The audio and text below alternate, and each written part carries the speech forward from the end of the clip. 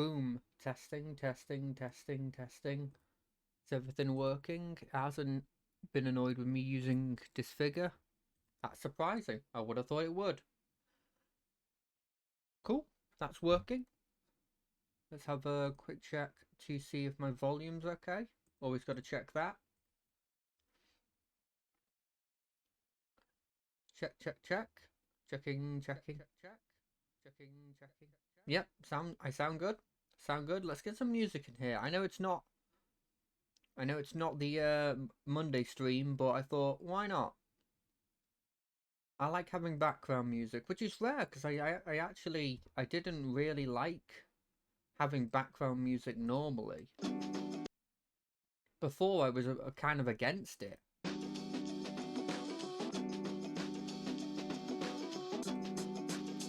Anyway, I considered doing this on Monday. I might still play Disfigure on Monday. Because why not? But there was a new update. I'm still surprised this dude's updating this regularly. But I'm happy with it. And he added a new weapon.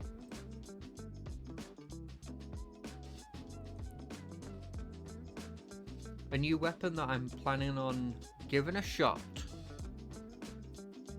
So let's just get into it. Why not? I tried out that studio mode thing. That's kind of cool. My friend told me about that.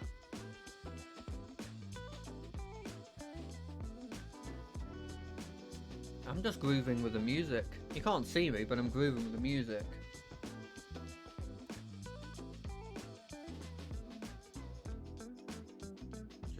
Having some fun. So yeah, I'm gonna give this a try. I think the newest one is, I think they did some bug fixes, mostly.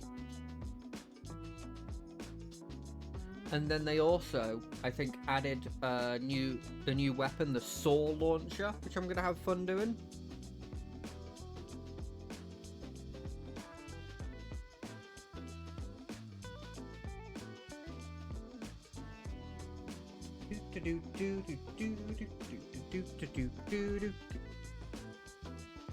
Give me a second. I'm doing all the logging in and all of the stuff that you'd expect me to try and do, you know, before the stream, but I kind of can't.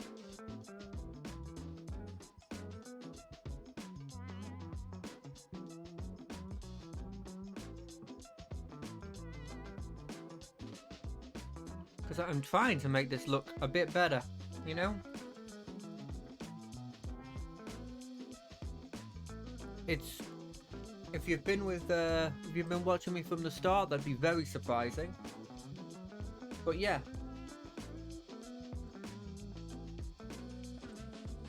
Boom. Let me just do a quick test. Yeah. Cool. Let's go. I apparently just got an achievement for unlocking the hand cannon, which, in fairness, I did hear he added some achievements, which makes sense. So this is the saw launcher. So it fires a piercing projectile that follows your crosshair. Ooh, that's not going to be good. I'm not very good at making sure my crosshair actually is hitting people and stuff, but we're trying map 1 because we're not... You know, we're going to try normal. I always try in hard and I fail because I'm not very good. But because this is just testing out, we're going to try out this one. Ooh. Okay, so I'm going to shoot it out and then... it's got a very slow shooting time. Okay, yeah, I can see the use in this. I mean, it flies around it, so you can't actually target very well, interestingly enough. I wonder if I'm going to be able to continue this sort of feel.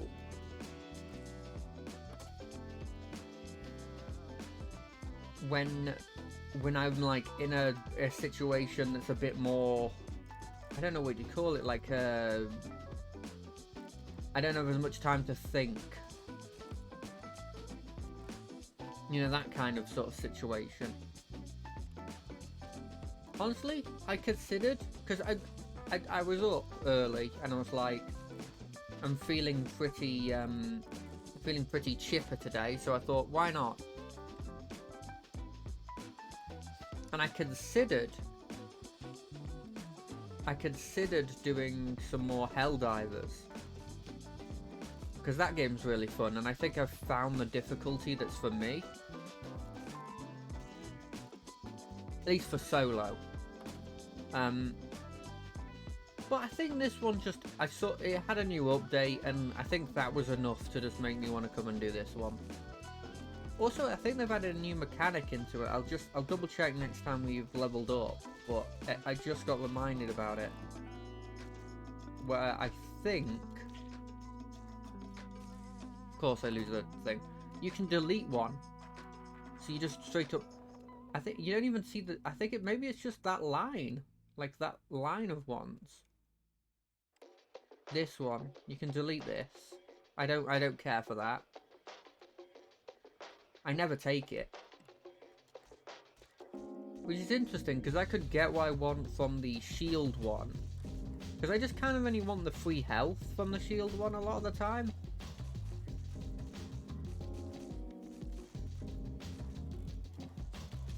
And then immediately after getting the free health one, I can just go, sure. I'm good now. Circle vision. Yes, please. I want to be able to see stuff coming for the faster stuff. But yeah, you see, the thing is with this new weapon, I'm not very, as I said before, I'm not very good at, I'm not very good at dealing with, in the heat of the moment, that's the word I was thinking of, the heat of the moment. Dealing with the... God, it kind of sounds like Persona music, I just realised. Movement speed down, but everything else movement speed down. Sure. Wait, that follows me as well? I didn't realise that. Yeah, I don't think in the heat of the moment I can keep control of this thing. I've realised that the more that I've done these sort of things where I'm just, you know, talking to myself and there's no obvious, thing to be talking about. Like, you know, in my Rogue Trader streams, there's an obvious thing to talk about because there's constant story going around. I mean, for goodness sake, one of the story things that we dealt with, like, that was it was enrapturing. Like, that's the wrong word. It kept my attention.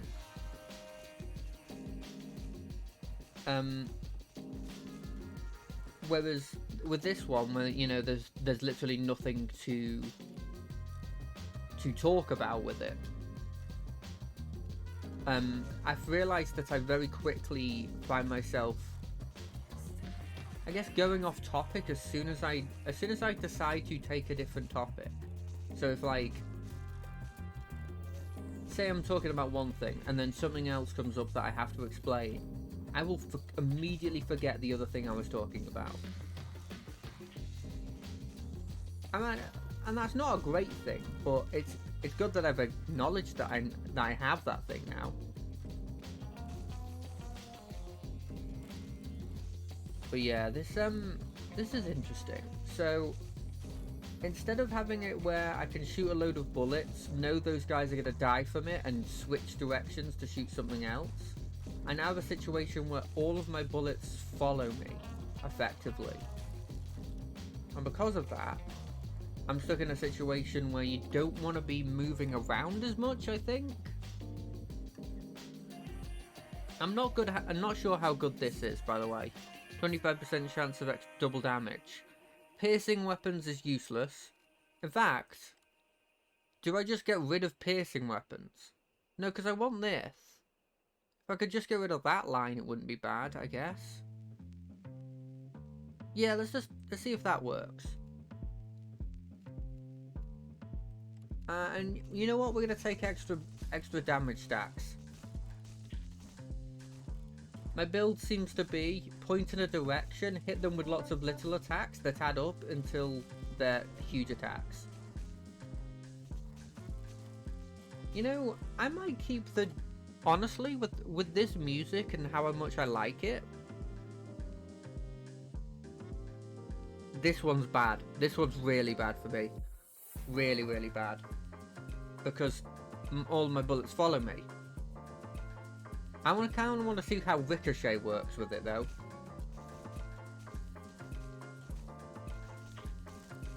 I don't know why it's making bigger versions of itself.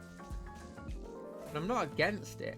But does Ricochet with this one instead just make the blade bigger? I like that. Like, changes in interactions based on weapons. You know what's weird is, obviously I played Vampire Survivor. And Vampire Survivor is kind of the... I'm not going to say it's the first one. But I definitely think it's the one that popularized the whole format of, like, you move your character, you sort of shoot either automatically or you have to press a button, and there's just waves of enemies coming from all around and you're top down, like this sort of style. It definitely popularized it, right? But for the life of me, I do not think it's even close to being the best one. Everyone's taken that format and gone, okay, when does it get boring? Oh, it kind of gets boring once you've tried out all the powers a couple times and you've done everything. Okay, well then we're going to make the characters not just... They're not just like stat changes. They're going to be stat changes that fundamentally change how each of the weapons work and which ones that you prioritize. And don't get me wrong, to a certain extent, the Vampire Survivors base game does that, right? But I think there's a lot of ones that have come after it that have sort of taken that up and changed it.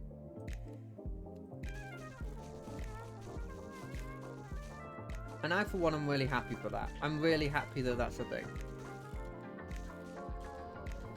I think the reason that this one sort of enraptured me is because I keep using the word enrapture. I don't think I should be using that word. It's caught my attention. It's just because of the... I don't know.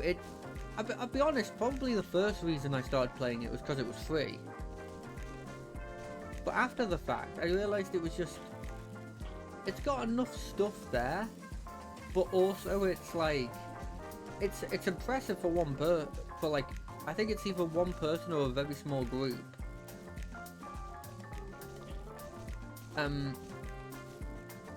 But two, it's fun. It's probably,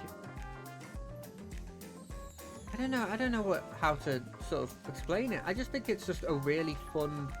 I find a lot more fun from this than I do Vampire Survivor. And I played Vampire Survivor, the base game, and then I played the first DLC. I haven't tried the latest one. And I increasingly found myself in a situation where I felt like I was missing out on fundamental parts of the game because of my lack of skill. If I'm being completely honest. And I don't like that as a thing. I don't mind if there's cool achievements and stuff that you can get with your skill. Or even just like a special cosmetic. You know, like a... Oh, you've beaten the boss with the basic pistol. Swords take a second longer to despawn. Damaging an enemy with a saw increases its damage by 20%. That's not bad. Temporarily increases fire rate by 10%. Well, that seems really good. What? I want that.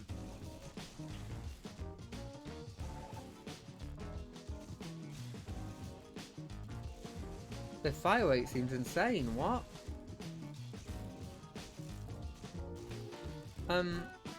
So I just, you know, I don't mind if it's like, if you kill everything with a pistol, and you know, you kill the final boss with a pistol, you get yourself a golden pistol. to show that you've done it. Congratulations. Or you get an achievement, because that's the point of achievements, is that they're there to show your achievements. But I really don't like it when there's a bunch of characters that I've seen people using that I can't get because I'm not good enough at the game.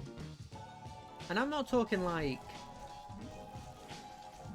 I can't complete the game. I can do the basic loop of, you know, getting towards death and death kills you. But then there's like, I swear there's a character, I swear to get to play death, you have to kill death. And to do that, you have to get a very specific build that... I don't know how to do that. And you know, there's all these little secret little passages and stuff that I don't know any of this stuff. And it... I don't know, it definitely didn't make me stop playing the game. But it definitely put a damper on the whole thing. I think what stopped me playing the game is I bought the DLC, and the DLC is great, but then all the characters I didn't, because they had figured out all the basic stuff for the characters already.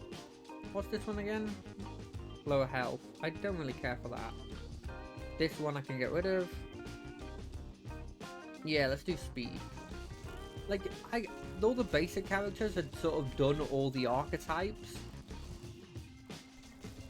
And so when they were making new characters, they were like, okay, well, what can we do, right? What's there left to do? And their solution was, well then let's just make all of them, not all of them, but most of them pretty freaking complicated. To the point where I just didn't really understand how to play half the characters. Like, all the other ones, it's really obvious, okay, even if I'm bad at this, even if I'm really, really bad and don't understand basic abilities, this one says it buffs areas on passive area stuff, right? So there's something called like garlic in that game where it just passively gives you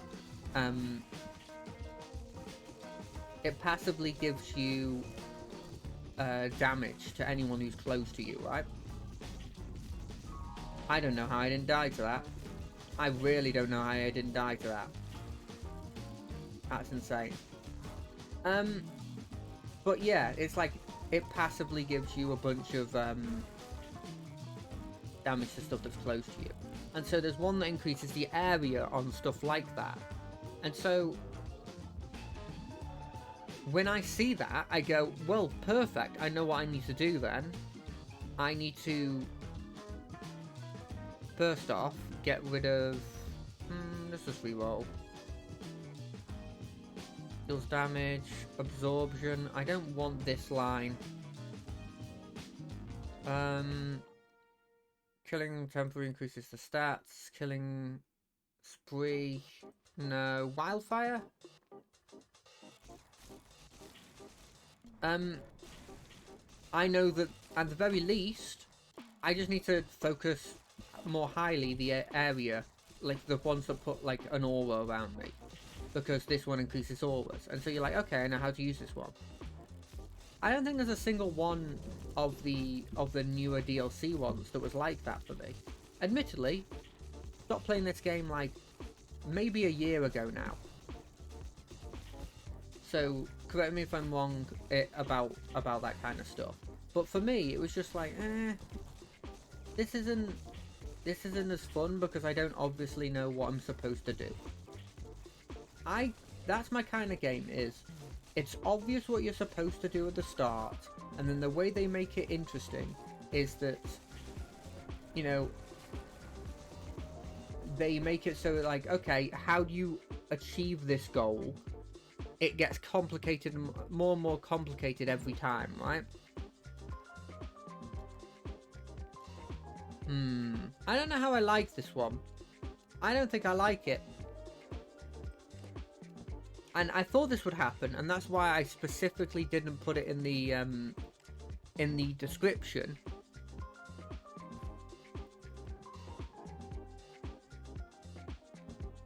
Boom. Show me the enemies. There you are. Yeah, that's why I didn't put it in the description, because I thought, it's not that great. Well, no, it could not be that great. I like the hand cannon, though. And I like this new delete option. 10% chance to do double damage. Now, this is a line I think they just added. Every time a bullet damages an enemy, it has a chance to become a charged round. And charged does double damage. Killing an enemy with a charged round creates an explosion. Interesting. I'm not interested in that, though. I said interesting, I didn't mean interesting.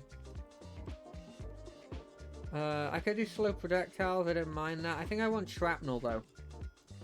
Because I think I need AoE that doesn't rely on me shooting them fast, you know? And this uses a percentage of my damage as well, which is very useful. Because my damage will be high. I don't actually know if there's any logic behind this. I'm just going with it. Ricochet shrapnel? Why not? Being incredibly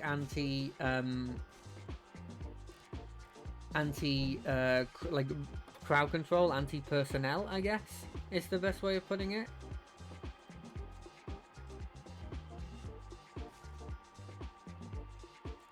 But yeah, I don't know. I don't know. I know that these ones specifically, even compared to, like, you know, the fact that you know, I'm probably getting one or two people anyway, in my streams. I know these ones are even less like good, because they it's a game that I don't think like many people know. You know, I'm gonna try something new that I haven't tried before. I'm gonna move this to my side stream to see if this does anything. It means nothing to the people watching, but I was interested what would happen if I had my Twitch screen on instead of my Streamlabs. Seemed fun. I'm trying out new stuff, because why not? Killing an enemy temporarily increases your fire rate. It lowers my bullet damage. And then I get spray and pray, fire. I don't like lowering my damage. I want my damage to be good, because if my damage lowers, then all my whole like build lowers. Also, I like one-shotting stuff. You know what I need to actually play again? I need to play Remnant again. That game's really good. And I played through the game once, and then I tried to do a second playthrough and just stopped because I was done with it.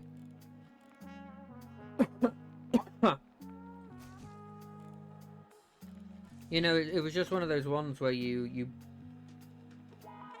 beat it once, and then you're like, cool, I'm done. But then there's so many other little things that you can go and, I don't think bleed's useful. So many little things that are possible after the fact that you can go through and do differently. Like there's branching boss decisions a lot of the time, which I really like as a concept. It means there's a reason to, when you're helping your friend, you could get something really unique. And I played the hell out of Remnant 1. Remnant 1 was such a fun game. Never played any of the DLCs though. It was never my thing. I don't know, the DLCs, I'd look at them and I don't know, there wouldn't be enough in there to make me want to go back and play it. Which is, it's weird to say. Because I don't think they're like particularly short. I've heard a couple of them were just like 2 bosses, which isn't great, but it's not the worst, it's not the most egregious thing ever. Like, a couple of them, like there was one I remember that's like I remember because I had like rat people in it. And it was like in a sort of like icy environment. It's I think what I really liked about Remnant from the Ashes was the sort of the different worlds that they invented, and the sort of like the clashes between, you know, going from, in the first game for example, you go from a post-apocalyptic like post-apocalyptic Earth, where in the modern times, where like this evil root has sort of taken over, and like similar to like how The Last of Us has like those mushroom aliens. They kind of have mushroom zombies. They kind of have like root creatures that I believe are also some of them I think have people in them, if I remember correctly. And then you go from that at the start, which admittedly on its own would have been a decently cool setting, and they go, okay, you've done a bit of that, time to now go to a jungle planet with goat people and shaman magic and deal with that, I guess. And it's like, gosh, this is a bit of a change, you know, a bit of a change in scenery. But it still makes it really, really cool. And you fight like a wolf, or you fight like this, you know, this ancient sort of like deity that was worshipped by these shamanistic goat people. This wolf that seemingly is invincible, and there's a load of special things you can do. Like you can actually just, with that wolf, you can actually just like calm it down, because it's not like infected by the root or anything. And then you go from that, and then you go to Mad Max, like just a Mad Max area. And it's like, this is such a huge change. And then you have like this weird like advanced civilization also in the Mad Max area. These ancient alien civilization. And then you go to this plant area where there's a bunch of effectively elves that get like consumed by parasites of these insectoid sort of plant-like creatures. And it's just such a cool look to it. I worry that my fire rate might be a bit low. But also I shoot once and I kill everything. So I kind of love it. And the thing is, it doesn't even matter if the shot doesn't kill. It still has all those bounces, which I really like. I don't like relying on me being able to kill in one shot, because there's some stuff that I just won't be able to kill in one shot, even if I sort of stacked a load of damage. But yeah, that Remnant game's really cool. And then the second one, bunch of areas were really cool. They had like a world in which normally you're the only one that can like after killing an enemy, you're not shot. Yeah, normally you're the only person that sort of can traverse the realms, right? It's a very few amount of people who can do it. But then you see what happens when like two realms are smashed together, and you have like these high sort of angelic people that have a sort of like Knights of the Round kind of aesthetic to them, that get like smashed together with this elven sort of Bloodborne style Victorian setting, where there's like a bunch of, you know, ghouls and stuff, and like horrendous things, and giant rats and stuff.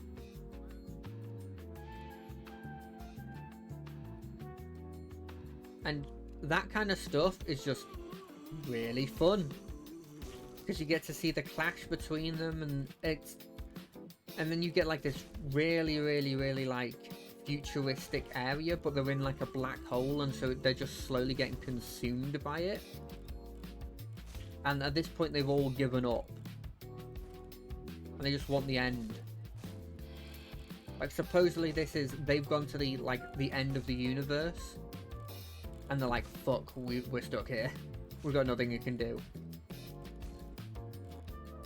But yeah, it's really, the aesthetics for them are to the point where I feel like they could make a whole game for them.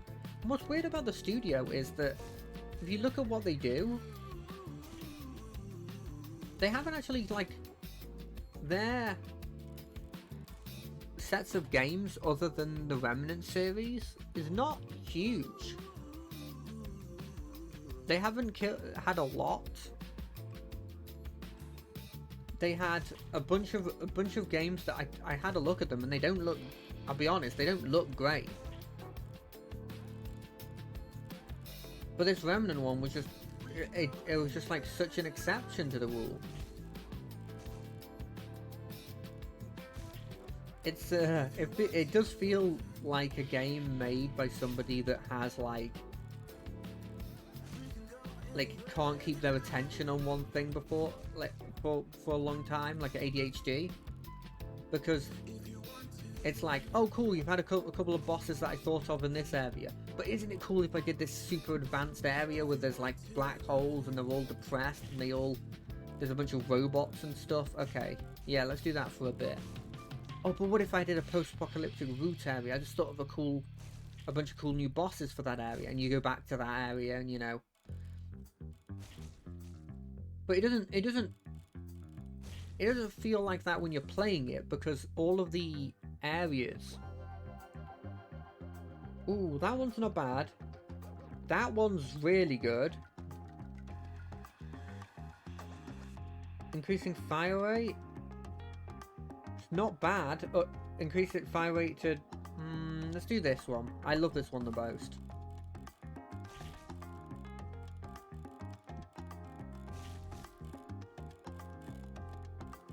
But yeah, it doesn't feel like that, because each of the worlds that you're going to, although small in comparison to, like, you know, like a blimmin' full game, they have so many little secrets to the point where you play through them multiple times and you're like, oh shit, so if I do this bit and give the head of the asylum, proof that they weren't insane and there's actually a blimmin' ghost in this area, they give me this as thanks. You know, it's things like that. Look, all of this damage is because I am being sloppy, and also because vision is a thing. He had the Mind Stone, but also vision in this game is not great. I haven't taken a vision upgrade, and I don't want to shoot randomly into the ether because I don't have a huge fire rate, so I'm worried if I miss like that, I immediately get done in if I miss a single shot.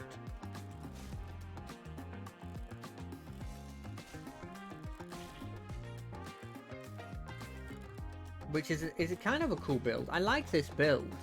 All in on one shot. If I miss, I'm screwed. Enemy projectiles are slower. I like that. Because they're going to become a problem.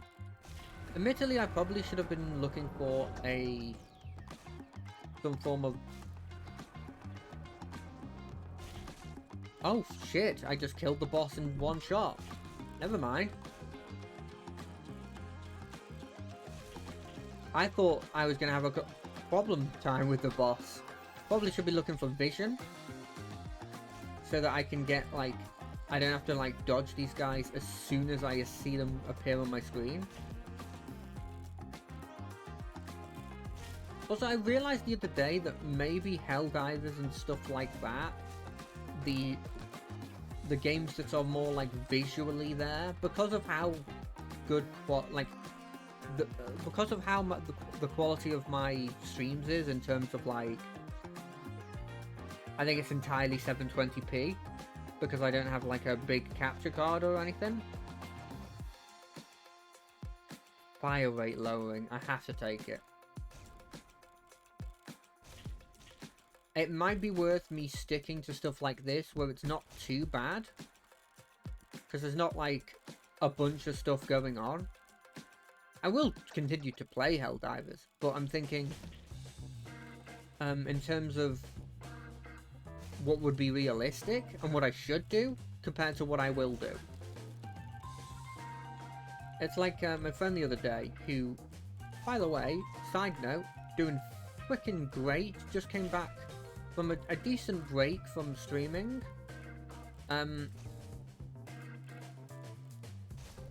Started playing some Valorant again, and he is making his way, honestly, to what is it, affiliate? He's making his way there. Congrats to him on that, honestly. He has found his niche, and he is doing well in that niche. No, I don't know why, but if there's in my head, it's like, oh, someone might take offense to that. I'm not trying to be offensive. The niche bit isn't supposed to be offensive. I mean, he's found his, like, the thing that is good for him. And it works because he's very, very good at talking to people, which I know sounds obvious for somebody who's streaming, but the fact that he's able to, like, interact with all these new people on, like, the Valorant streams instantly and sort of, like, get a rapport with them to the point where they'll come into his stream and they'll follow him and they'll talk and stuff, and then they'll come another time just to ask to play, that kind of stuff. Genius. Absolutely genius.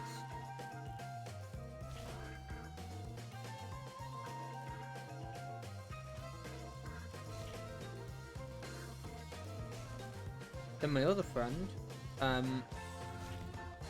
been doing it for longer than I've been doing it by about, I'd say, like, maybe half a month, maybe more, maybe a month, and he's the definition of, like, a blimmin' hard worker at this point, and what I love is it's actually paying off. He's slowly and steadily getting up there. He's constantly making comments, sort of gaining sort of, like, friendships and stuff with other people in similar situations to him. Like, starting out and everything. Yeah, let's take... No, I don't want my bullet damage there. Down. And, like, making connections, getting up there, like... If you look at his streams, he's, like, slowly but steadily making his way up in terms of views. The fact that when it started, like everybody, there was... the only people talking would be, the friends who would come to see him. Now, like, reliably, when I come to watch his streams, there's a dude talking. That's huge. I mean, it doesn't sound like much, but that's huge.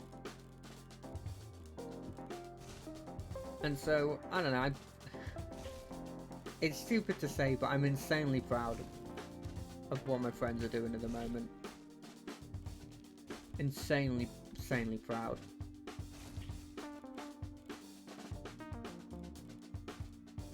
It's one of those things that I kind of knew was going to happen, because, like, they'd never admit it, but they're really good at,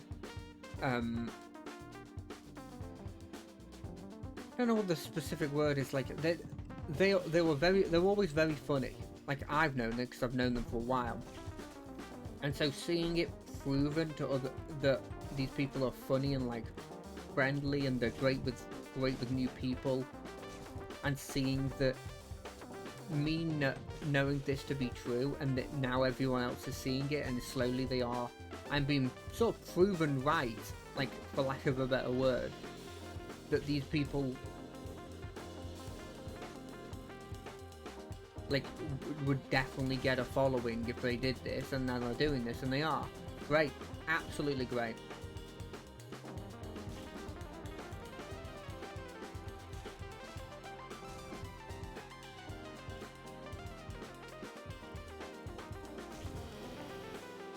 Yeah, I love this build, by the way. This build is one of my favorite builds at this point.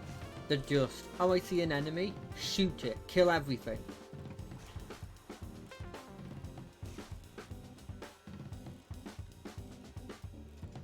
Next one, kill everything. I might need to buff my damage a bit, though. I know that's insane to say, but instantly destroy any enemies.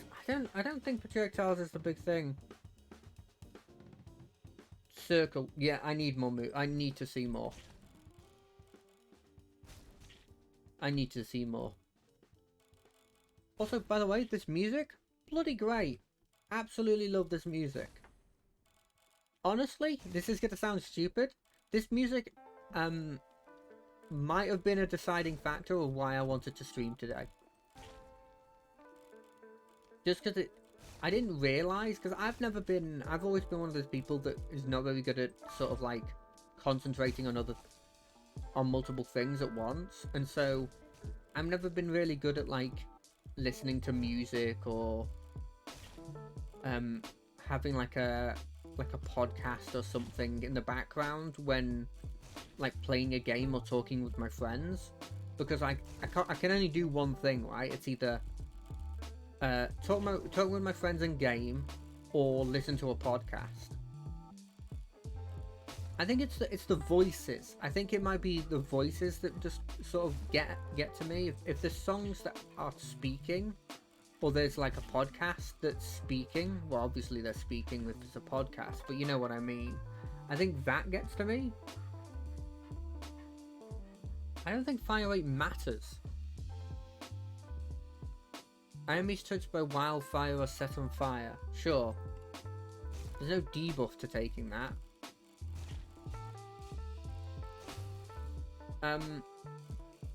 So I've never been like a big listening to music kind of thing while doing something, but this music, like recently trying out, like just randomly thinking, I know I want to do that kind of the jazz lounge where I listen to jazz, and just like what a lot of jazz is, it's just calming, sort of smooth kind of stuff that, you know, gets you sort of into the mood of just relaxing and having fun, right?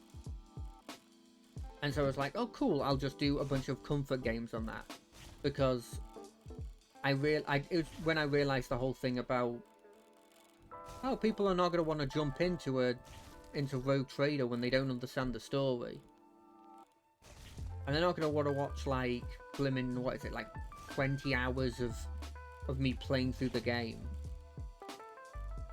So I always say that if you join my stream and you're like, cool, where you at? I can give you a quick TLDR of the whole thing. Especially at this point.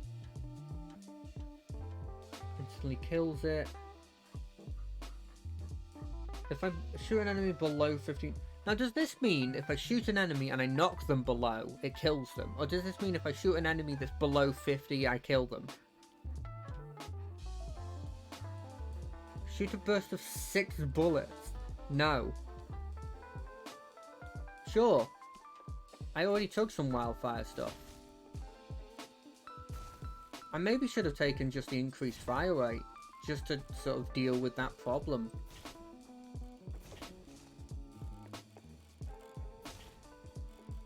But yeah, ever since then, bloody love having this music in the background. Some of the playlists I've found, though, the one that just repeatedly does Happy Birthday and jazz, is that one I don't care about. That one I could do without. You know, I could take it or leave it.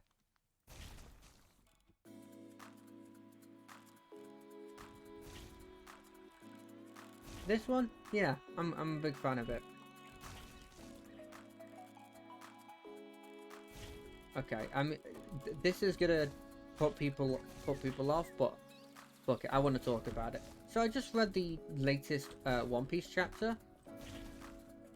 They are really hyping up this whole thing. I'm gonna keep it I'm not gonna do any spoilers, but they are hyping up something, and they are really hyping this thing up. Like, you know, the kind of thing where it's like, we need to hype this up so much that we're just gonna have all these prominent figures talk about how important this is.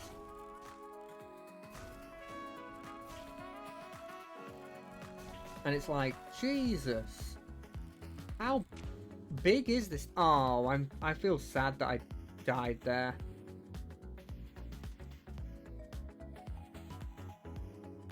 What can you do, though? I was so close. I was so close. Now, what gun do I want to use this time? Minigun? I kind of want to add the minigun. What is this? What is this little thing here? What's it trying to tell me?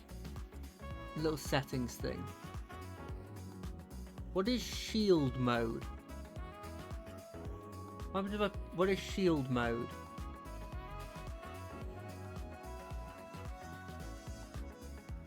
No, I don't like shield mode. Stop showing me shield mode. Is that the reason why it's flashing here? Does shield mode exists?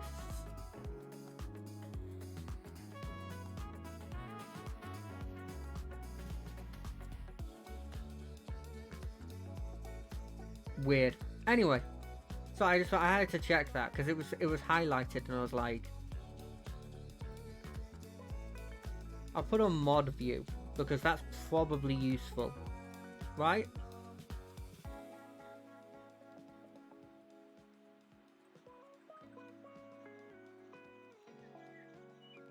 Because I assume this allows me to ban people.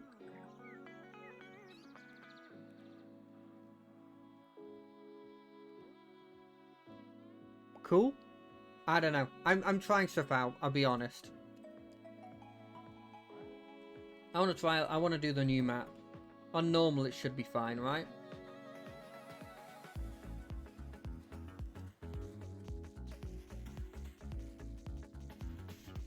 But yeah, it's bloody weird. I don't... They're hyping something up really big at this point.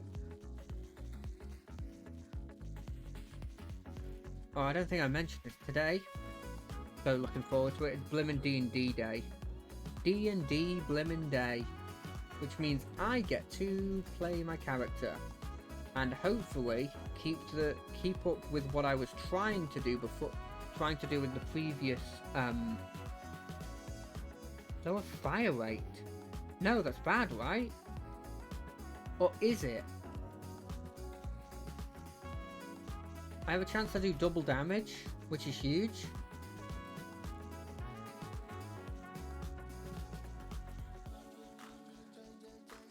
Oh, I don't think that this build's very good. But yeah, I'm trying. What I'm trying with my character is twofold, right? I'm trying to well, it might be threefold. I haven't really counted how many folds it is.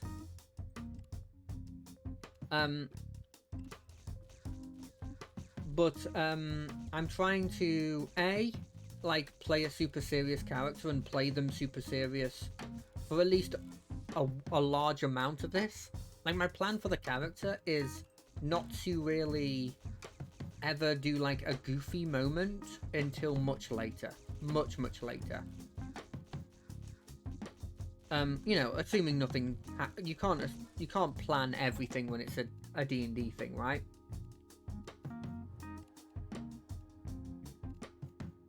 But that's sort of like my idea at the moment. And B, I'm trying to explain my attacks more. Like, just to get a bit more into the whole idea of playing it. And I'm trying to explain what my character does a bit more. To also sort of get into the idea of, you know, get into the mindset of the character a bit more. It'll be interesting to see how it works.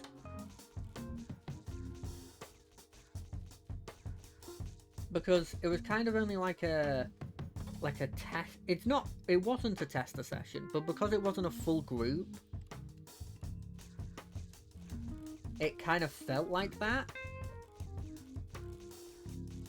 And it was kind of just setting the scene for what's going to happen later. But what do I want? 50% chance to inflict burn, dealing damage. I do like percentage chance ones when I shoot so much. Killing an enemy with a single shot. Well, that's never happening. In fact, if I wasn't 100% sure that it might delete the other side, I just delete this side. Increase the bleed chance and bullet damage. And bleed damage. What do I want here? Damage. You probably want damage, right?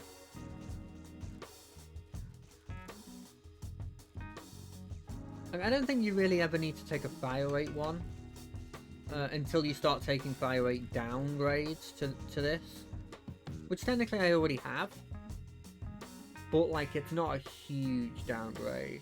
I'm gonna take Gleam because I like having Vision. I think Vision might have screwed me over in that previous build,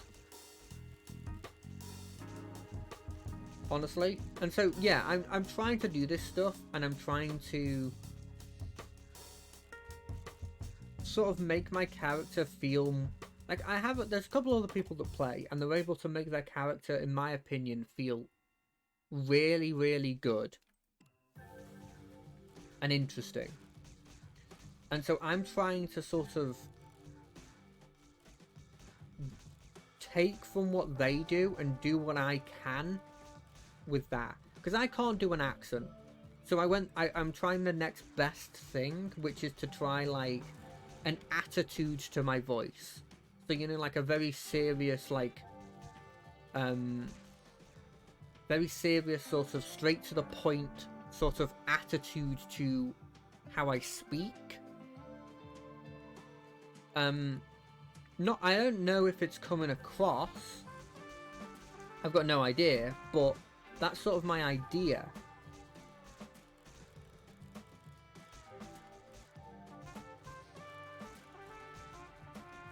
You know what? I should have hashtagged Disfigure, because I imagine that maybe that's probably not allowed as a hashtag if I had to guess.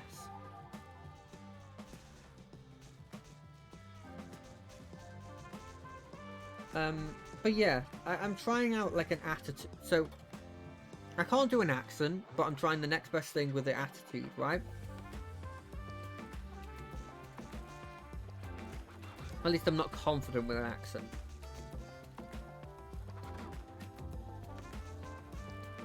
I remember when I was watching them, obviously, because I was playing with them, they did a lot of the sort of describing their character and what they're doing and how they're reacting to stuff. And so that's sort of what I'm trying to get across. Although I'm not very good at figuring out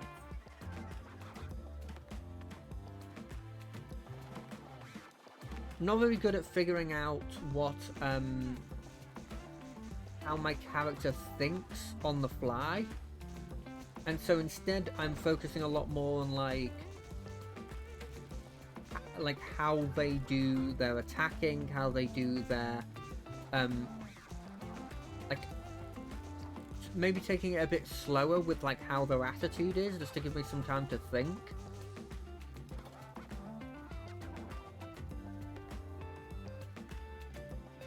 And I think I had a lot of fun the first session.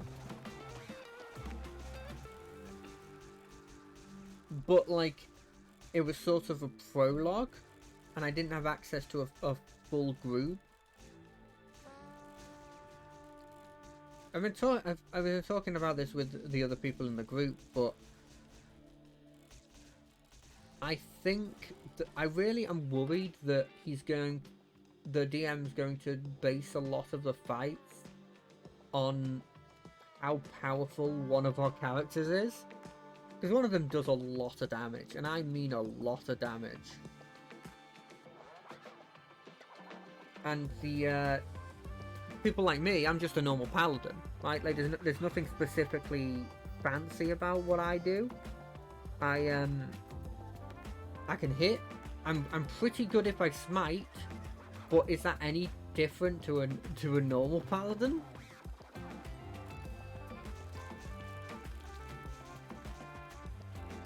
The answer's probably no.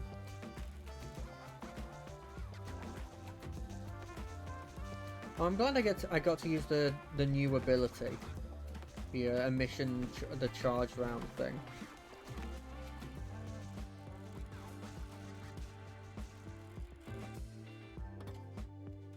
But yeah, I'm worried that there's 10% chance to do triple damage. Yes, please.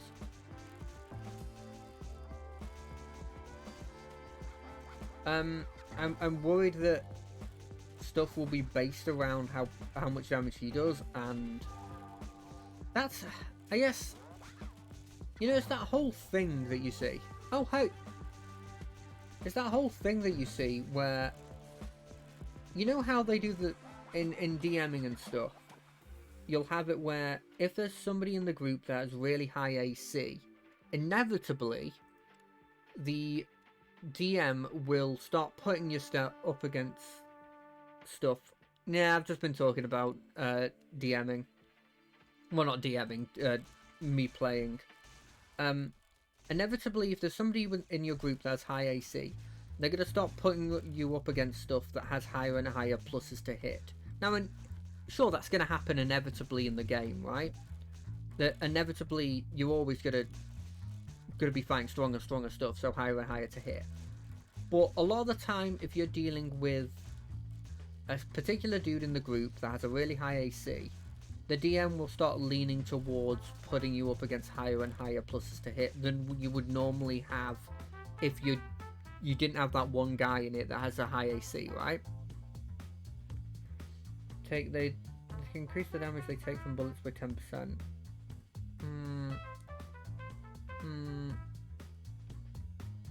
That doesn't matter. Takes half a second to wind up. Well, movement speed, well, I'm going to take this, but I'm never going to stop shooting.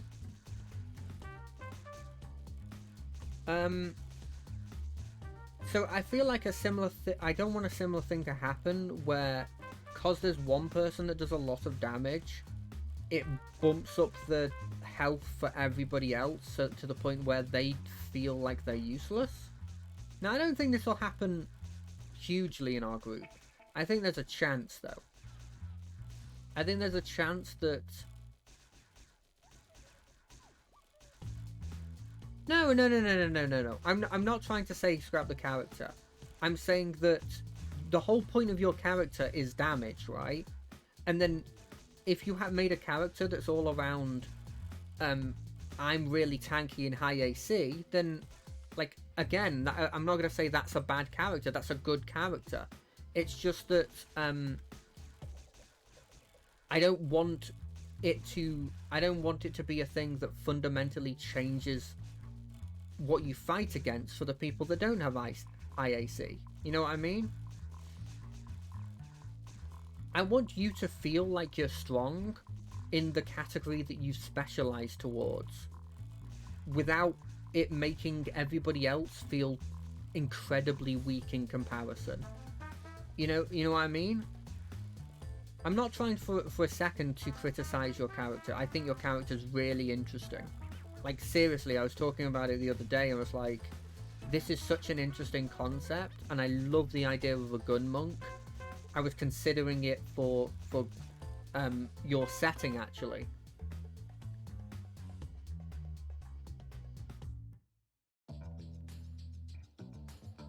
Yeah, you said it there. I wasn't able to read it because I was obviously fighting to a full extent, but I agree with you. It's one of those things that can be... It's hard to deal with, and it's... The thing is, I don't know the solution. I don't know the solution to it. I don't know what you do to rectify that. Every 5 shots? Yeah.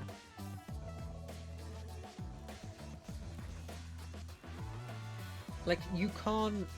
At the end of the day, the reason why you're upping say you're dealing with somebody that's got incredibly high AC compared to everybody else. You're upping the to hits. You're upping the to hits because at the end of the day, you want to be at least hitting them at some point. But you also want it to feel like they're like strong, and that their build works. But then you also don't want it to then make it so the other people feel like they can do nothing. It's a very weird balancing act that makes me glad that I'm not a DM. Is more what I'm getting at.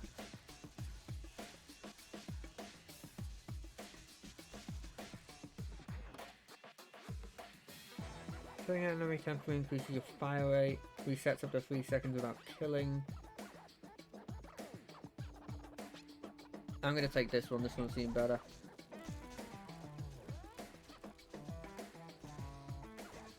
Yeah, it's a weird situation.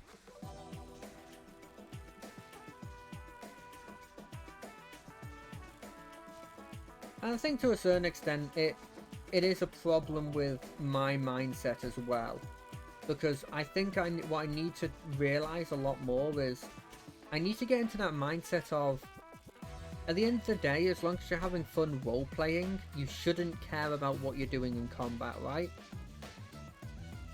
And it's sort of a hurdle I haven't gotten over yet, where I should really, at the end of the day, care about the roleplay. The role-playing is the most important thing. Why am I so slow? Did I take another movement debuff? I need to figure out if there's another... Yeah, it is in Wargames. It is in Wargames, and I understand that. But I also understand that I've had sessions... Like, I've had sessions where combats have been fun, and they've been fun, right? I've not had a problem with... like, I've been like, this has been a good session, I've had fun with this combat, right? But the times when I've had a lot of fun have been times where there's been a combat, but the most important part has been some sort of role-playing element that's appeared, right? So I know that really the big fun comes from the role-playing aspects, and the sort of the combat is more of like a vehicle for that.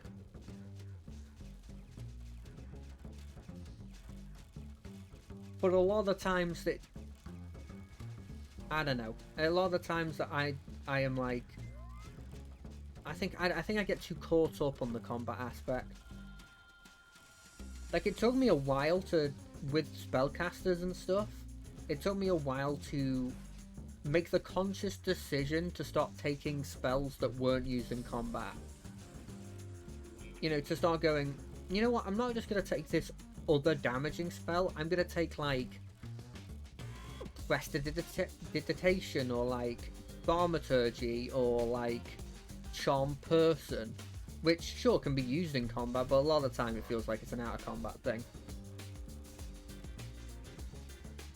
Heck, it took me being in a situation where it just randomly came to my head to realise that I could use the wild shape for something that wasn't combat.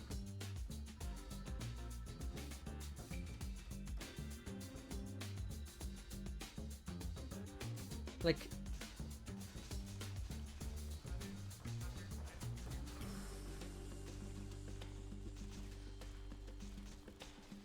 Also, I know this is a problem with all of our games, but... And it's a problem with games in general, because it's sort of like a culture, but damn, we need to do...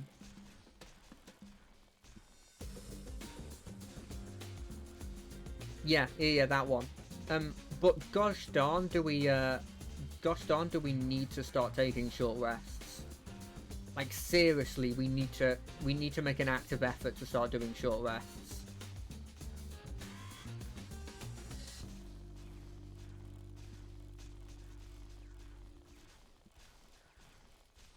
Like, it needs to be a thing. Not only does it not only does it really buff characters like you and warlocks, which we have both of those in our group. We have a warlock and we have a monk. Do I get anything back on a short rest? I might get like... I probably get like divine sense or something back on a short rest, but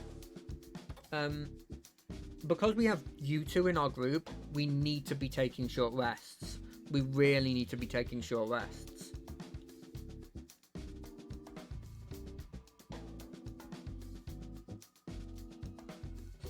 Yeah, let's do that.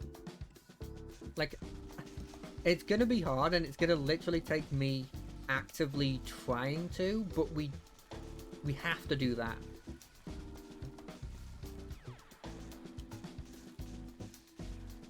Yeah, I thought so, but I mean, with you two in the group, it feels like a no-brainer. At worst, I'm getting my health back, right? And that's useful.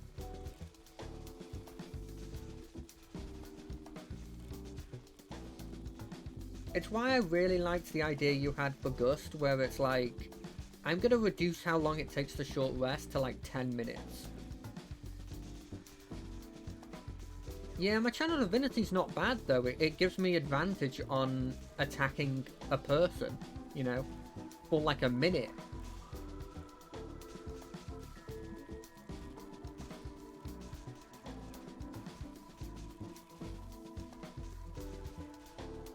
It's funny that I'm watching obviously some of Brett Ultimus's games on World of Io, and even in those ones, short rests aren't really a thing.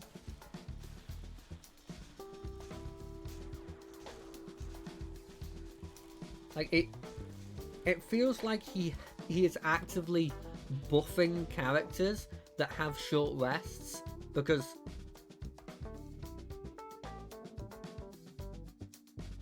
Yeah, I think that's the biggest thing. I think the final thing you said there is the biggest thing. If I'm in a big situation where I feel like there's a time limit, whether there actually is or not, doing an hour rest doesn't feel realistic. Or if I feel like I'm in a dangerous area, and that I could be attacked at any time. Or that, like, there's an enemy in the next room.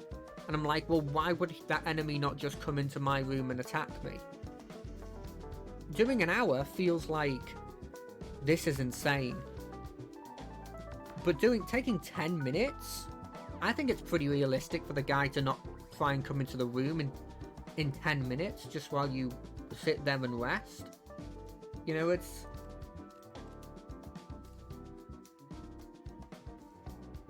Every time you fire an extra bullet, there's a 100% chance to be a... Sure.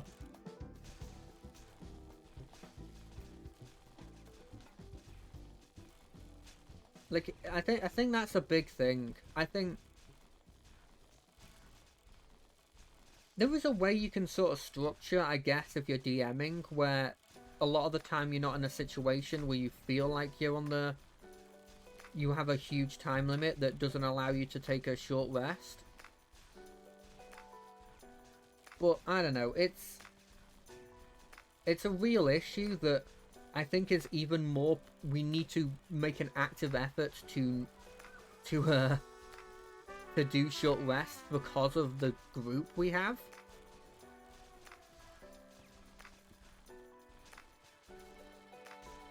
I mean, I think either way you'd be fine because of how powerful your character is and the belt specifically. But I think the Warlock has a huge problem. You've got like 2 spells.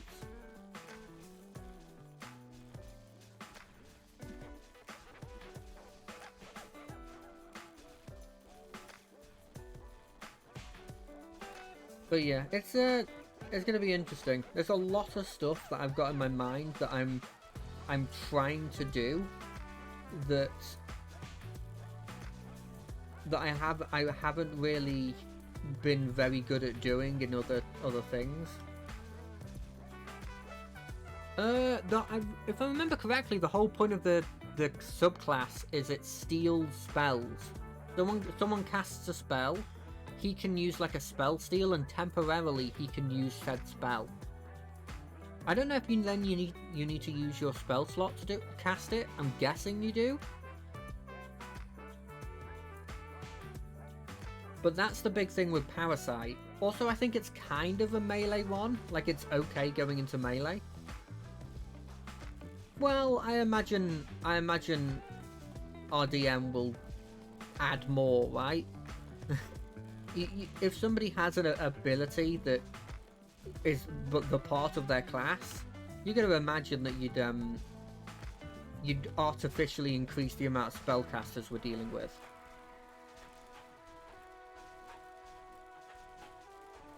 Or you'd make it so that, like, you change up the rule a bit so, like, spell-like abilities also count or something. You know? You do something to allow them to do what their class is made for.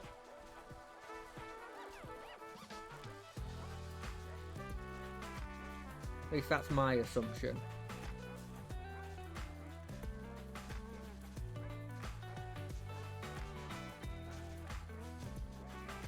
Yeah, I got what you meant. Yeah, it's both of the subclasses they made for Warlock are pretty good in melee. One of them's made for melee, the other one, the Parasite is sort of less made for melee, but it's not that much.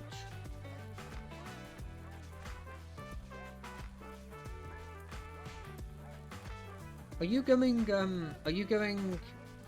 more into monk, or are you going to take your level in like fighter? Out of interest, when you level up.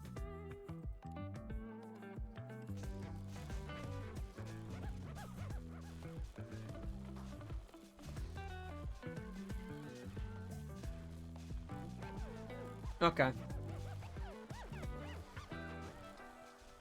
And you've got, how many levels of fighter do you have at the moment? Is it like 2? Like, is the extra level in fighter going to give you your subclass? You only got 1. Okay. I mean, you'd get like what? Action surge at next level? Or is that when you get at level 1?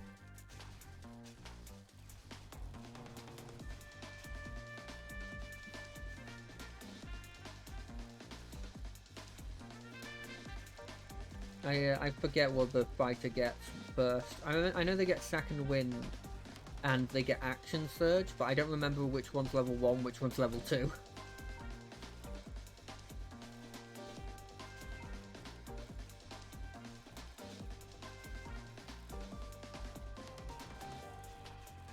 Oh, interesting. I'm assuming the 4 in fighter is because you want the ASI. Is that correct?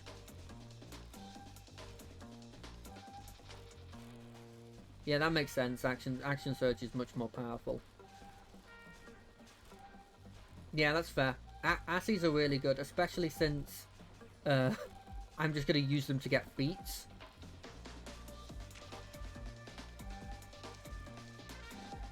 I just love blimmin'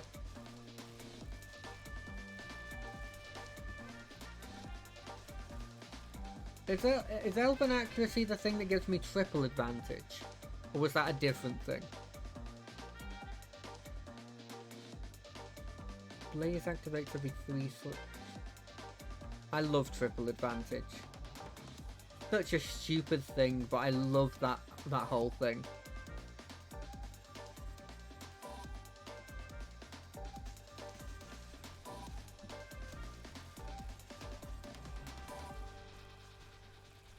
God, I thinking back, we did have a lot of good memories in that campaign with Lus and everything, and Dread and Nyx.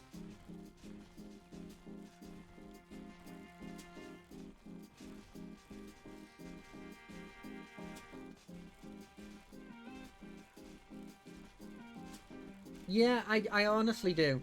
I honestly do. I thought there was a lot of interesting things we could have done with that group. Recently I've been missing a lot of the characters I make. Like, I miss Jim, I miss Scree, I miss I miss Lillian a lot. Such a shame. I mean, you can make a character that's very similar to him in another game, but I guess it won't really be the same, you know?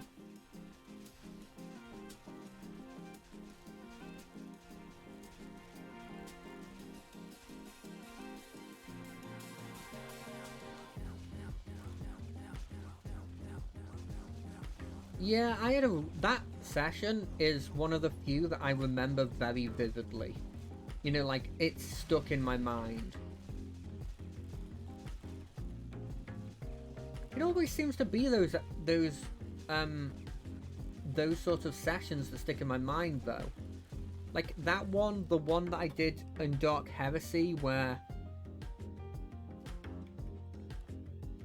it was just me and another person.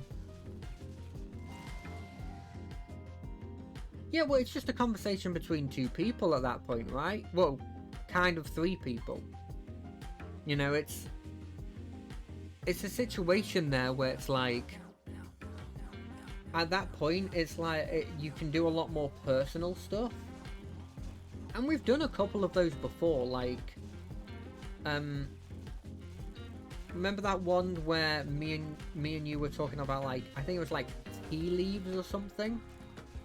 Or nettle leaves? And that was everyone was there for that one. Well, everyone that's normally there.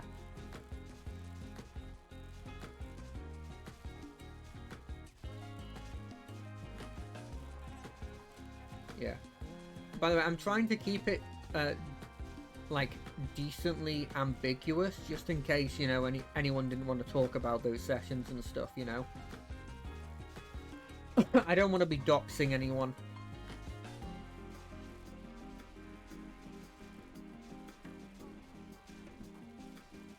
Yeah, I heard about that. And then immediately, I think immediately after that one-on-one that you did, it would have been the time where you called for my help, and then I said, like, I said something that gave you, like, a bunch of psychic damage. Do you remember that? That was hilarious.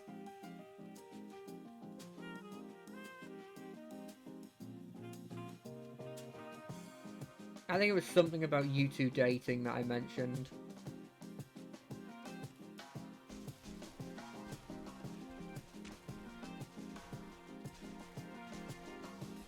Wow, that got, by the way, that got stopped by the auto mod, just a heads up. I can see it, but that's not coming through. I can accept it, sure. There. I put it on the permitted list. But yeah, I realized in hindsight that I feel like I'm more negative about the streams when we're in them. And then as soon as, like, they've ended, I realized that there was actually a bunch of really good stuff that was in them that I just, in the scheme of things, just didn't think about.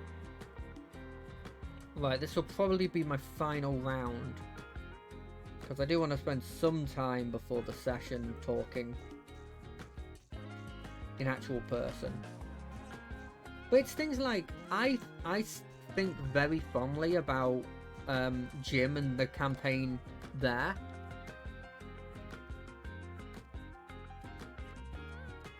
But I didn't feel as fondly when it was actually happening. Like, there were a couple times when it was actually happening that I was like, I had fun, but I feel like this and this were a problem.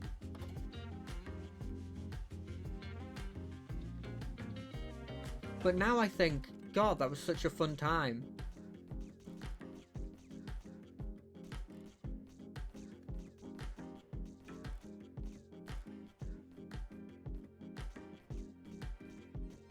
They can't. The thing is, they did, but now after the fact, I'm like, I miss them, weirdly.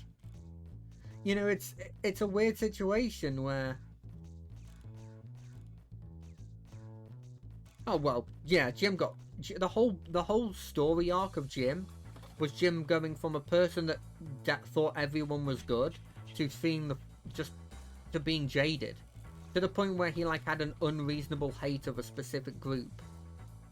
Like, he went from being really nice to just being jaded and like sort of over it all. Like, it was to the point where he was like kind of just going through the motions because he knew it was the right thing to do, but he had lost a lot of faith in we haven't lost. I guess you lost faith. I guess he's lost faith in people. He did, because everyone he interacted with, like, there was always like an undercutting purpose for why they were talking to him, and he's not really that kind of person. So it was definitely getting to him.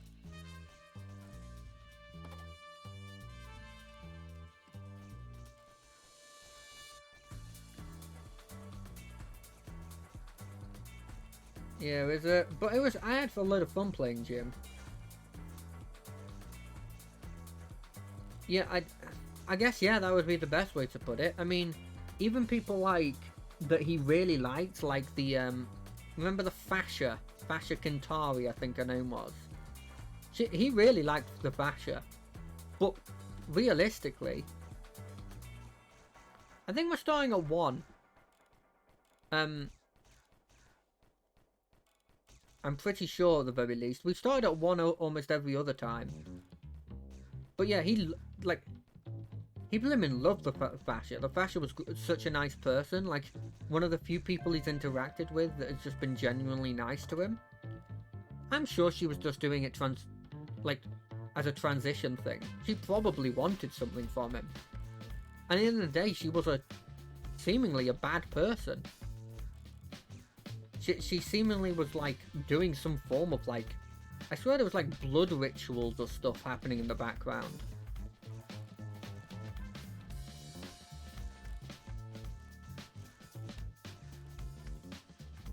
Like it was pretty bad for Jim.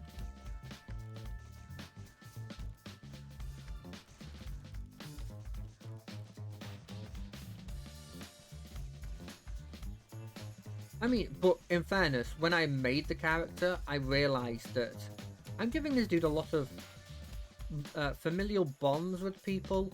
I'm giving him a lot of optimism and stuff. I mean, it's always gonna be a storyline that he's gonna lose that optimism in some capacity.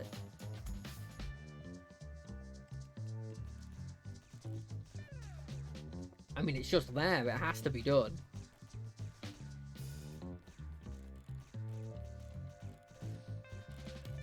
But yeah, like, when I think back to like the Fascia, like the hag fight was really good. The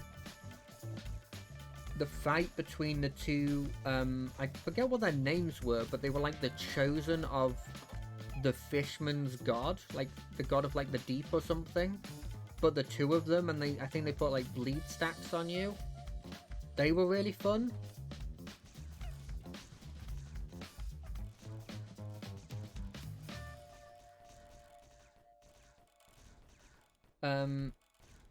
But yeah, there was tons of things I think back to fondly now.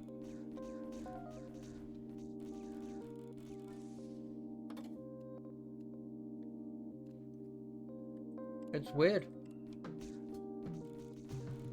There's a couple of characters that I don't look back on fondly. Like my first character. Gosh. Completely wrong idea. What was I thinking when I thought, I know, this will be a good idea. First character I ever play, I'll play like a religious nutter. Such a stupid idea.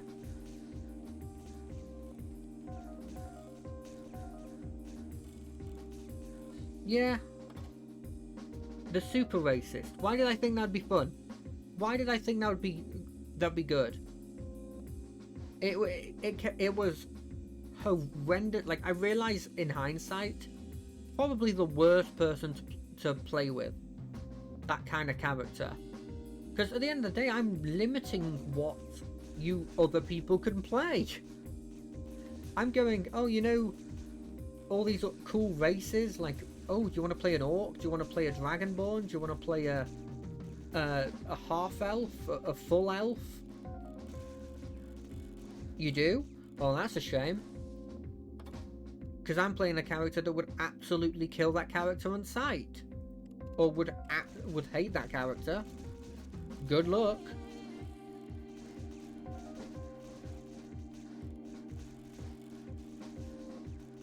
Such a stupid idea. Such a stupid idea.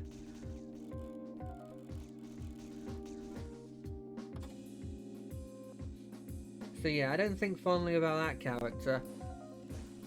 I think I think I think fondly about Scree, Jim, Lillian, and Lus.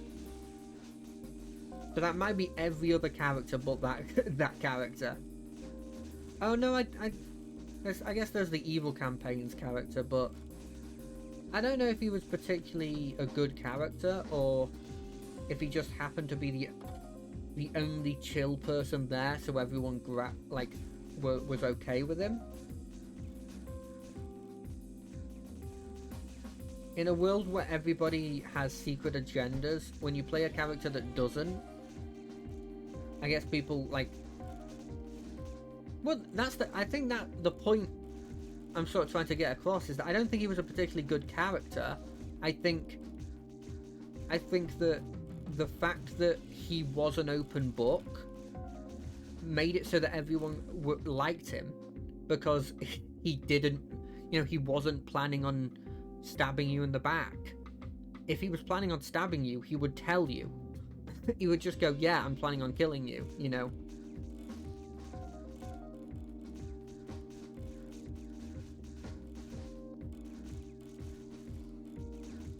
I mean, I say this every time, but next time that both of us are making characters, we have to team up and come up with like a joint backstory where we're like, we know each other before the fact. I want to do more stuff like that.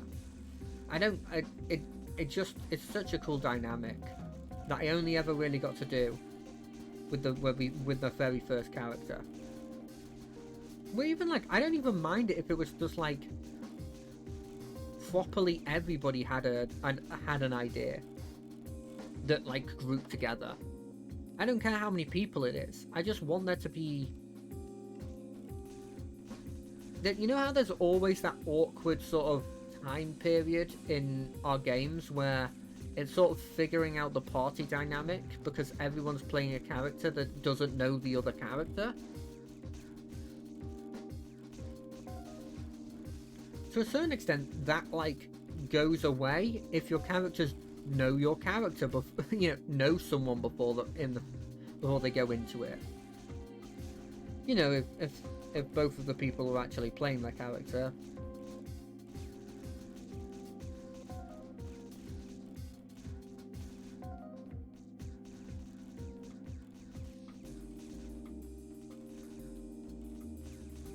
Yes, 100%, 100%. 100%. We had just gotten that over, in my opinion, and I don't know if that was true on your side. We had just gotten over that hump with Lillian and Morrow. Like, it was getting to I think it was at that point where they actively would rely on each other, and then we got killed. And then we got killed.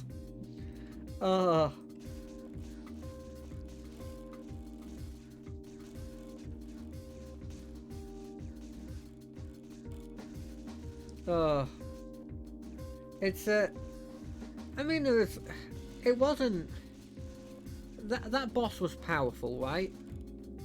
And I'm not gonna go into balancing because I'm not a DM and I'm not gonna try and talk about that stuff. But I think we need to get more into the idea of running away. I think the only thing we could have done differently there was like running away much earlier.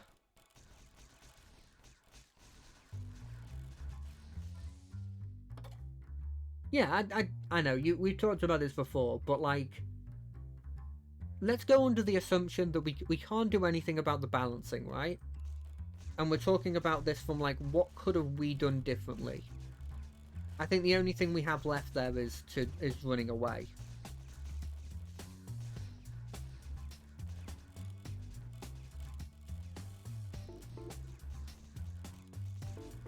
But you see, I think we needed to have started running away very early because they inevitably had very high speeds, and so it would be quite hard to run away.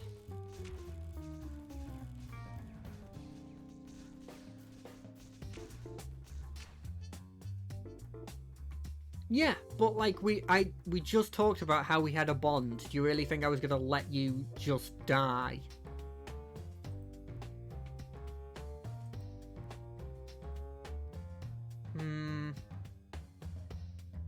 Do I do another one? You know what? I think I'm gonna do. I'm gonna go until about 12. So, whatever happens, either whenever a game ends and it's past 12. I know we have to be practical about these things, but it's an emotional thing, right? At the end of the day,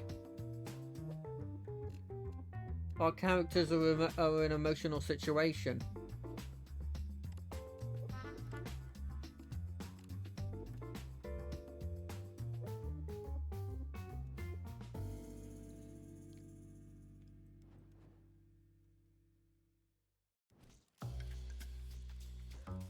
I don't know. I am so sad that, because the thing is, I actually quite liked the setting, and I'm glad we're sort of making our way back to there. But I liked the setting. I liked what the dynamic of the group was becoming. There was still some time needed for Alice, but I liked how the dynamic was coming across. It felt like we were getting to the point where we'd be dealing more and more with each other's like very personal stuff, right? Oh, hold on a second, let me check this. Like our personal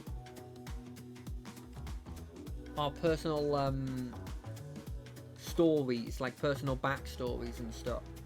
Like you were having it where the Blackguards were making their way to the city and like were establishing themselves, right? I was having it that this organization that I'd been following was becoming more open about what they were doing. Even with Alice, we were finding out about this seeming like copy of herself that existed, that was going around doing something using her like veil that she normally has. Like it felt like we were getting to the point of, okay, stuff is starting to get serious.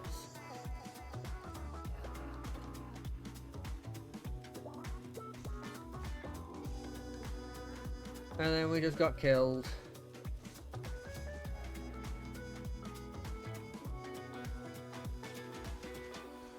I guess at the end of the day, it sort of leans to the whole idea of like, you're not heroes, so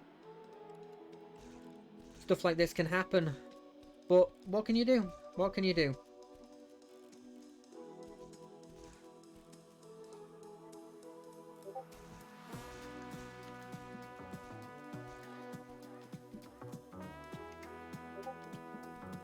Yeah, I liked the heavily control person.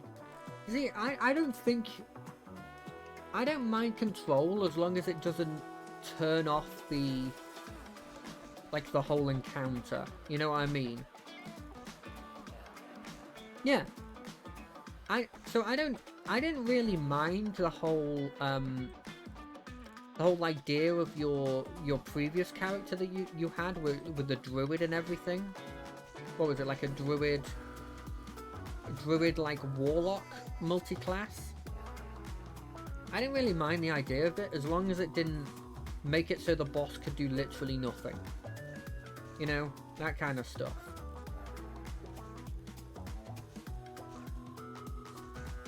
And I think honestly, I strongly considered making another one of my characters be the I'm just gonna buff everything boy. To a certain extent, that is what I'll be doing with the paladin.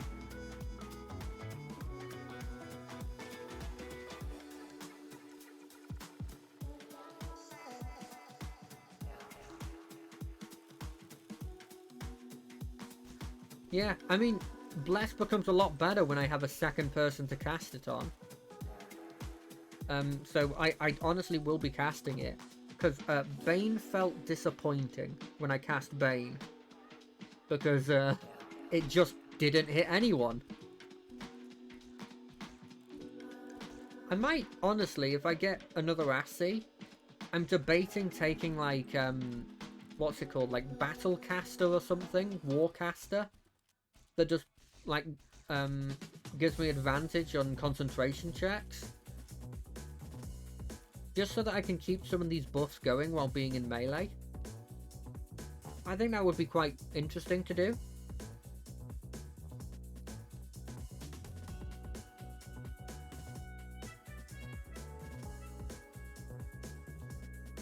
Yeah. And that's the thing, is that generally enemies have really high saves. In most things, you know?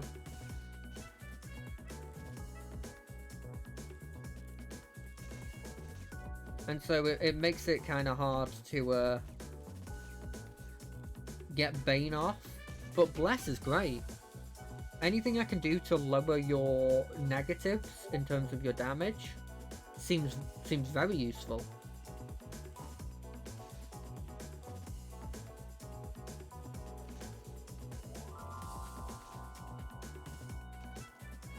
And so I've considered taking Warcaster as my next feat.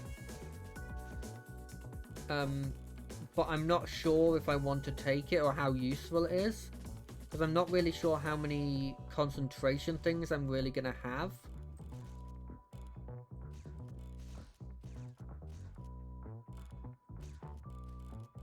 And the secondary part of Warcaster isn't very useful for me.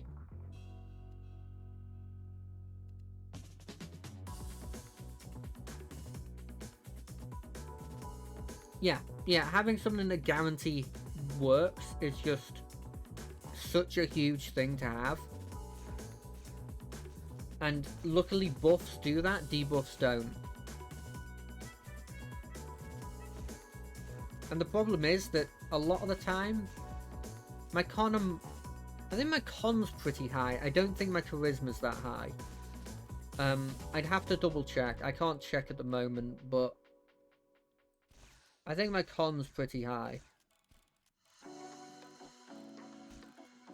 I tell you what I think is underrated. Taking Warcaster on a Warlock, a melee Warlock. Do you take it on like a melee Warlock, Pact to the Blade Warlock? And then if you take like one modifier to your Eldritch Blast, I swear Battlecaster allows you to opportunity attack with a spell. Yeah, Aura of Protection is pretty useful.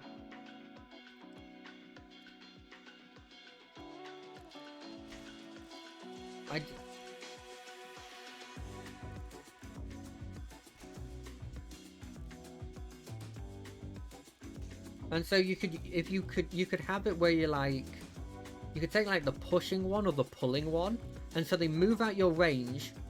They take the opportunity attack, and you just pull them into your range again? Does that work? How does the stacking work in that?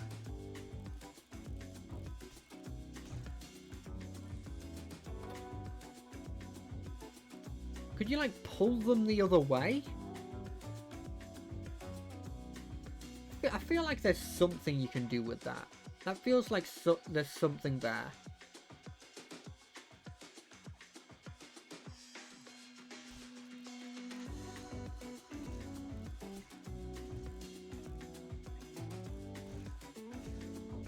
Or even just something as simple as like, if you've got like, I think it's frostbite or something.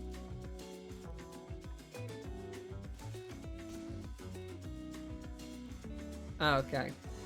If you have something like frostbite,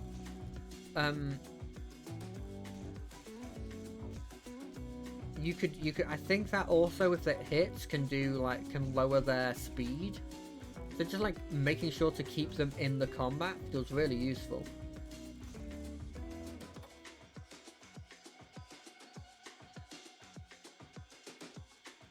I guess I do kill a lot of stuff with a single shot.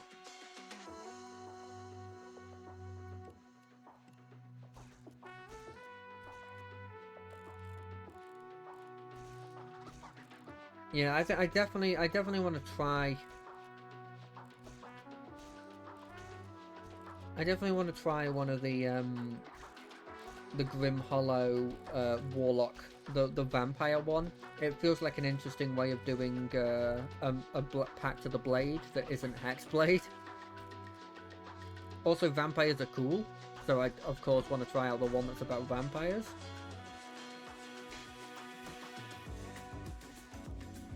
And then I also want to try out my stupid wacky build that's like Artificer, like the Armorer Artificer, but then also maybe some bits in Monk, and play like a blimmin' metallic robotic fist Monk. Feels like it'd be pretty cool. I don't think I care about stuff that's 50% chance. None of these are great. I guess this one's decent. And then also I have the sorcerer idea that I've been playing around about. Where like the whole shtick is that you're a sorcerer. That would make a lot of sense. That would make a lot of sense. I mean, you know, I love playing clerics, and I love playing. I like playing paladins. In fact, clerics and paladin might be the class I've played the most technically,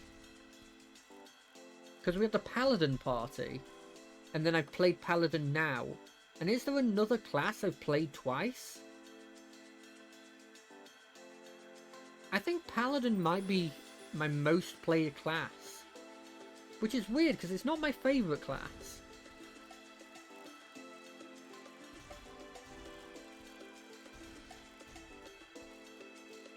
Oh no, I guess Rogue is up there as well.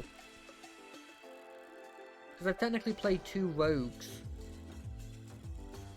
But yeah, love that idea. Love that idea. Love the idea of a cleric and a paladin from the same church. And you know how I am. I really like latching on to bits of lore, and normally those bits of lore are laws about gods. I love just going, oh, this is what the god does? That's cool. I want to make a character around that. Shooting an enemy will freeze them for 3 seconds. Eh. For every 5 seconds, shoot a bullet which temporarily increases. Eh. Shooting an enemy increases the damage of your net shot for each enemy you hit. I like that. Yeah, I've been considering playing a Forge Cleric at some point. That one seems pretty fun.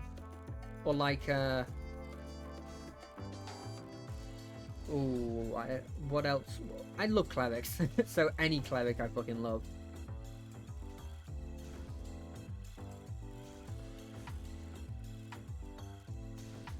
I mean, that's definitely an idea. Feels like that paladin probably wants to be taking the Cavalier fighter subclass, though. It could be a Rune Knight, Centaur, and a blimmin' Cavalier Fighter. I think that's what it's called. Yeah, Ranger as well.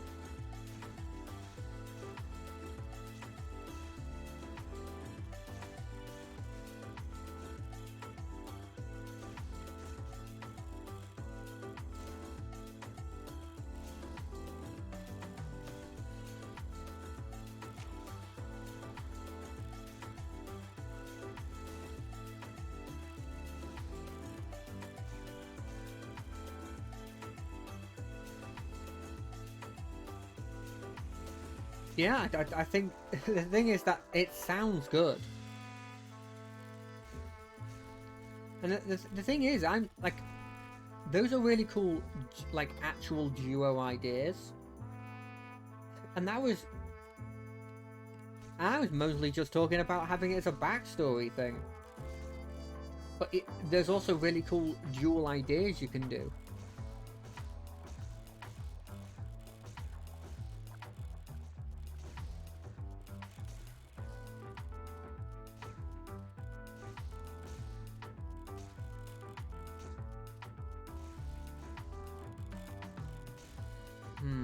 So I'm in my head now thinking of like all the different clerics I want to play.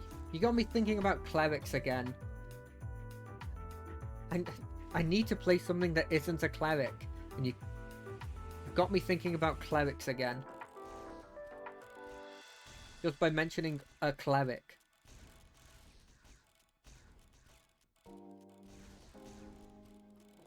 I like the idea of a shepherd druid and a conjuration wizard that just that became buds because they love summoning stuff.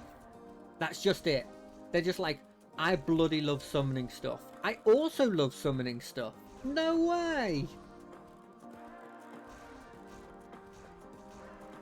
Like the conjuration wizard just goes on a journey, happens to meet this person that's this shepherd druid, and they both instantly are like, you like summoning stuff? I like summoning stuff. It's a shame that they're getting rid of effectively all of the summoning spells in blimmin' 1 D&D.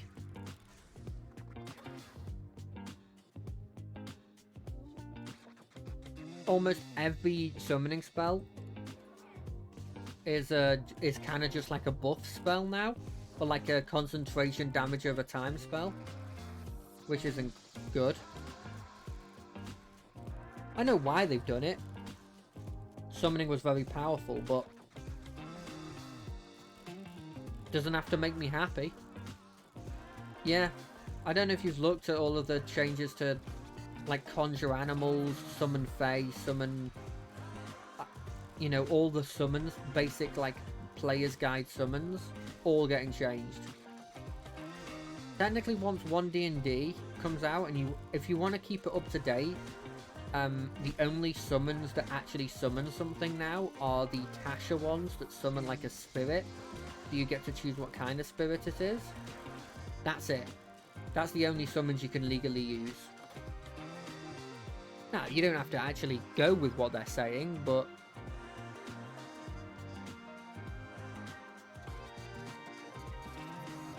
that's what's going to be true.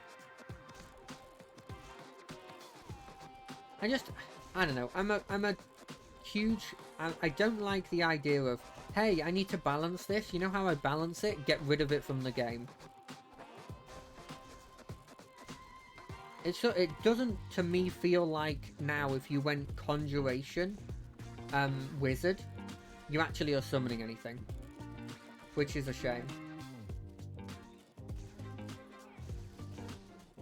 It kind of gets rid of the only wizard I'd ever considered playing.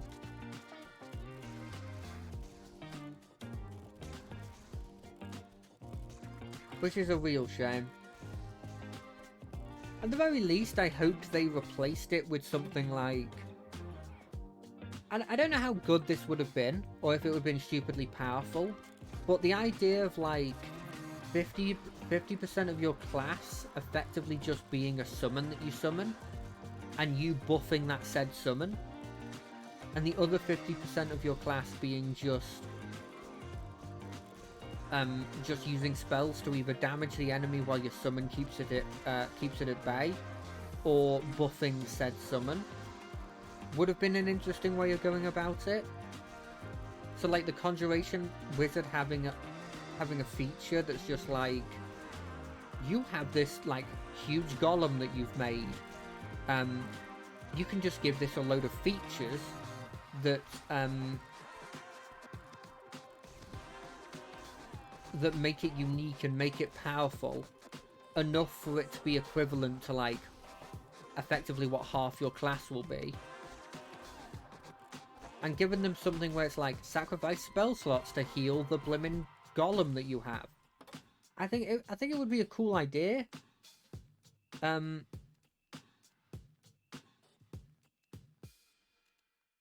it could have been a way they kept the Conjuration Wizard feeling like they actually conjured something.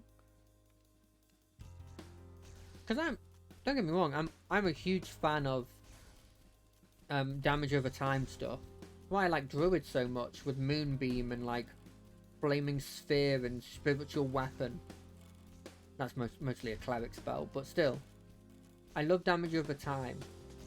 Fight growth as well, to a certain extent. But the fact that they turned effectively every summon into an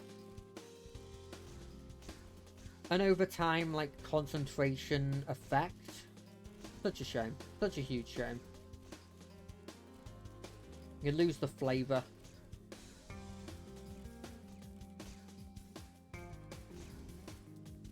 And the annoying thing is they kind of, I'm not going to say solved it, but they kind of came up with a solution to the problem they were having with the with summons in the Tasha's book. Because in the Tasha's book, it's like you get a load of summons and they're pretty powerful, and you can customize them a bit depending on what you need for the situation. But at the end of the day, they're just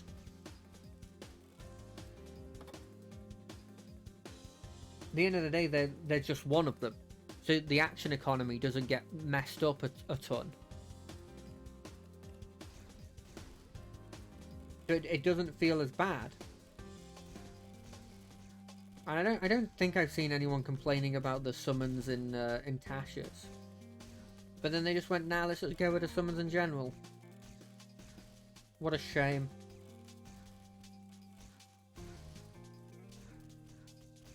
And they nerfed my Spiritual Weapon. I love Spiritual Weapon, and they nerfed it because it's so powerful.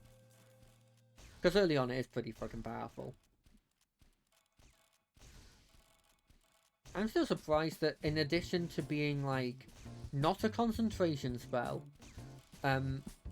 being able to move and attack with a bonus action, it also does force damage, I swear. It doesn't scale very well, but still.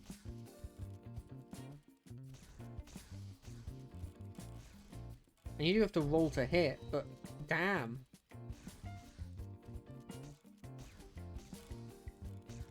And I realised with the sorcerer idea I had, where it was like, I want to make a sorcerer that was cursed by an ice sort of yokai. What are they called? The Yukioni, I think they're called? Something like that. The ice demon they always use in all the anime and stuff. For that idea, I realised that I looked at the dragon, I looked at the dragon sorcerer again, and although the abilities are a bit lackluster, I can just narratively flavor them as something related to the curse quite easily, and it does specialize me into a damage type, and that's kind of what I wanted. And so, honestly, if I went with that idea, I probably would just reflavor a dragon warlock, a dragon sorcerer.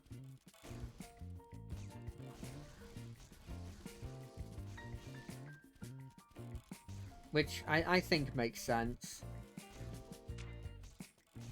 Because I can reflavor the fact I have a unarmored unarmored defense. They in the dragon sorcerer, it's flavored as dragon scales,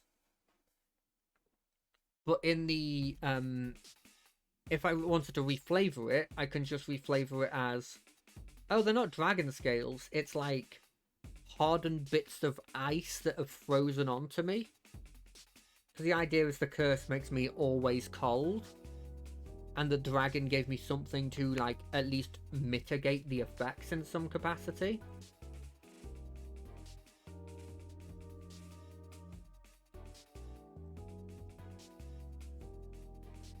And so I could reflavor that as just being, oh yeah, it's